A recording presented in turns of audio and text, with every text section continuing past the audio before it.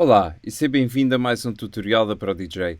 Hoje vou-te ensinar como é que podes criar efeitos únicos para a tua música e aprender um pouco de sound design. Bom, neste projeto que eu tenho aqui uma introdução inicial e vou então criar um efeito de transição para passar para esta parte. Vamos só ouvir um pouco.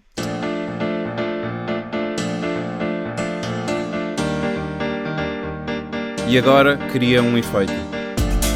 Não é? Que faria sentido, não é? Então, qual é que é este pequeno truque que pelo menos eu gosto muito de fazer e vocês podem criar isto com qualquer instrumento, com qualquer progressão, qualquer que seja. Pronto. No caso de ser algo melódico, vocês devem pegar na primeira nota, neste caso é um acorde deste piano, que é o M1, e separam-no do vosso arranjo, ok? Temos aqui esta nota, ela até é um pouco grande, vocês podem fazê-la mais pequena. É suficiente. Em seguida, vimos aos nossos audio effects, pegamos um reverb e o segredo aqui é trabalhar bem o decay time e não ter o dry wet a 100%, porque senão o efeito vai ficar um bocado estranho. Portanto, vocês podem pôr literalmente o decay time, se quiserem pôr no máximo, podem pôr no máximo, mas tem que ser um valor muito grande.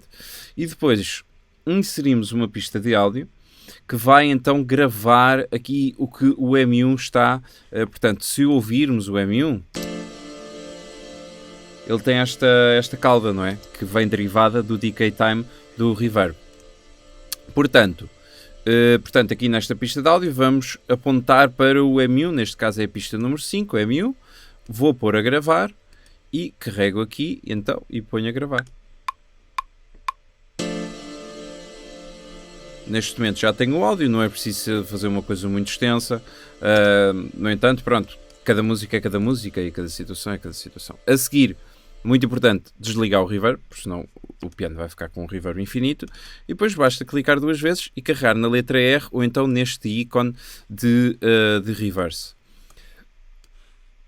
Depois vamos pô-lo então a convergir até ao seu elemento de origem, portanto que foi esta primeira nota do piano. Mas o que é que acontece? Ele aqui no fim, se nós ouvirmos, ele tem, ou seja, ele passa do algoritmo do reverb para o algoritmo original, ou para o som original. Então, nós queremos evitar isso. Eu gosto muito de chegar aqui ao gain e levantar assim bastante, e depois, ao olhar em concreto para esta parte, eu consigo mais ou menos perceber onde é que está o original e onde é que está o reverb. Portanto, eu fecho até eu sentir que seja só o reverb, vou ouvir outra vez. Ok, parece-me porreiro. Encosto então aqui, vou, atenção, tirar o fade out, porque eu quero mesmo aquele sentido de clique, e vou então fazer um fade in para não ser uma coisa demasiado estável. Vamos só ouvir então.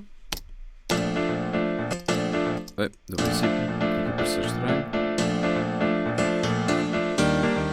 Lá vem ele, muito alto. Ok? Isto é apenas o primeiro passo e vocês podem fazer isto com o que vocês quiserem. Bom, então o que é que acontece? E o que eu recomendo é colocarem então Aliás, eu já tenho aqui na minha pista, a minha pista em default vem já com o EQ8 e com o saturador. São dois efeitos que eu recomendo, tal como falei no meu último vídeo. Então vimos aqui ao gain e vamos editar ligeiramente aqui o final. Para quê? Para termos uma espécie de um boost, não é? Aquele efeito swoosh no final do efeito. Em segundo lugar, recomendo porem um reverb, porque sem o reverb soa sempre um bocado falso, não é? A cauda não tem continuação e fica assim uma coisa um bocado estranha. Acho que pondo um reverb dá sempre ali um restinho e a gente vê como é que funciona em conjunto com o som original. Ok? Isto é o tipo de efeito que vocês podem fazer literalmente com imensas coisas. Por exemplo, vou-vos dar aqui um outro exemplo. Vamos pegar aqui uma snare completamente random, tipo, pronto, pode ser uma snare 808 clássica, ok? Portanto, venho aqui aos audio effects, pego o reverb, largo aqui em cima, decay time no máximo, ou muito grande, dry wet não deve estar no máximo. Vamos pôr em solo, vamos ouvir. Ok? E esta cauda, então, criando uma pista de áudio e apontando a gravação para o snare, ponho aqui a gravar.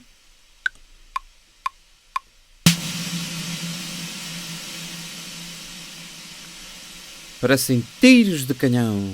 Não, e então o que é que acontece?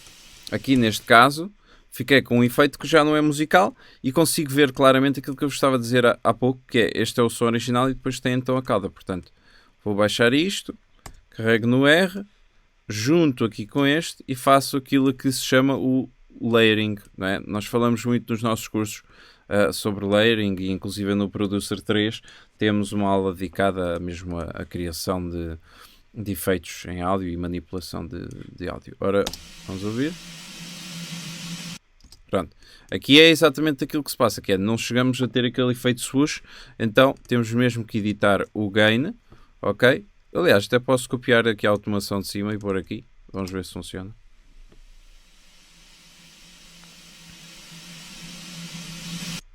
Eu acho que sim. Vamos ver.